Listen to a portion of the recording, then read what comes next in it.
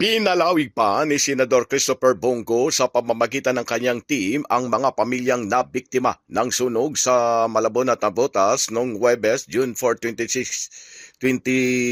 Ayon kay Senador Go, ang tulong na naipamahagi ay isinagawa ng MP Building sa Barangay NBBS Kaunlaran, Navotas City, kung saan ang mga pamilya na nasunugan sa Navotas at Malabon ay kapwa ng suporta mula sa naturang senador.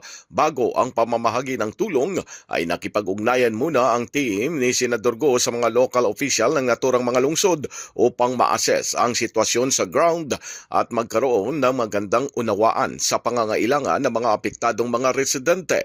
Paliwanag pa ni Senador Go na ang importante sa umano'y para sa kanya ang buhay at kalusugan ng bawat Pilipino dahil ang gamit ay mabibili natin umano at ang pera naman ay kikitain yan kung magsusumikap lamang tayo, pero ang buhay anya ay hindi nabibili. Kaya importante para sa senador ang buhay ng tao at kilala naman umano ang mga Pilipino sa pagtutulungan. Kabuang 43 apektado ng mga pamilya ang nakatanggap ng tulong mula sa team ni Senador Go, kung saan ang mga benepisyaryo ay nakatanggap ng essential na tulong kabilang ang mga grocery packs, snacks, vitamin, shirts, pens at mga bola. Dagdag pa ni Senador Go na sa ilalim ng programang ito na kanyang isinulong, mabibigyan ang mga benepisyaryo ng tulong para pambili ng materyales tulad ng mga pako at yero na pampatayo naman muli ng kanilang mga bahay.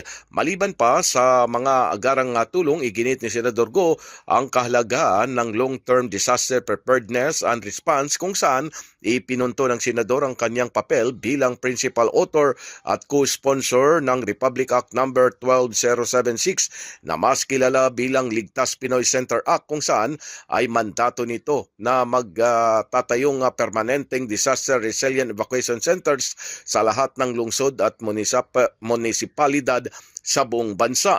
Gayon din iginiit ng senador ang Republic Act 11589 o ang Bureau of Fire Protection Modernization Act of 2021, kung saan ay siya mismo ang principal authored at co-sponsored.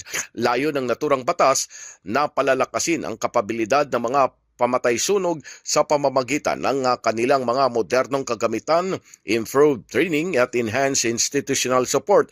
Binigyan din pa ni Senador Go na bukas umano parati ang kanyang opisina para sa lahat ng mga Pilipino, kung saan parati niyang sinasabi na hindi niya kayang nakaupo lang sa opisina niya habang nangangailangan naman sila ng tulong ang sambayanang Pilipino.